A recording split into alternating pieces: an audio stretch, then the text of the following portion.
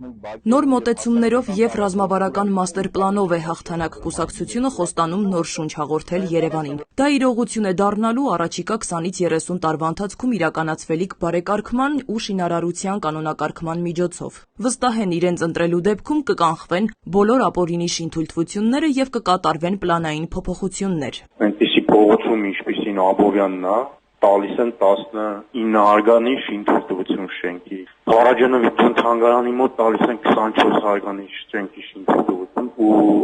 եթե այդպես շարունակվեց մեր քաղաքի տեսքը լիովին փոխվելու է։ Արման Ավետիսյանի համոզմամբ իրենց հաղթաթուղթը նախկինում համակարգում աշխատած կենսափորձ ունեցող մարդկանցով համալրված պրոֆեսիոնալ թիմն է։ Կուսակցությունն իր մայրաքաղաքի զարգացմանը խելամիտ քայլերով նպաստելու նպատակ է դրել։ Մշակած ծրագրերը նկատելիորեն կհեշտացնեն երևանցիների կյանքը։ Մենք նաև մշակել ենք 15 րոպեանոց քաղաքի մոդելը, ինչը իրանից ենթադրում էլի, այսինքն մարդը տանից որ դուրս է գալի 15 րոպեում պետք է կարողանա ոտքով հասնել իր համար ամենակարևոր վայրերը՝ մանկապարտեզ, դպրոց, բուժհիմնարկ, իր աշխատանքի վայրը։ Հաղթանակ կուսակցությունը մարդամոտ քաղաքի տեսլականը պատկերացնում է մրցակցային և մշակութային քաղաք ունենալով։ Սվետլանա Ավդիշյան, ժամը լրատվական։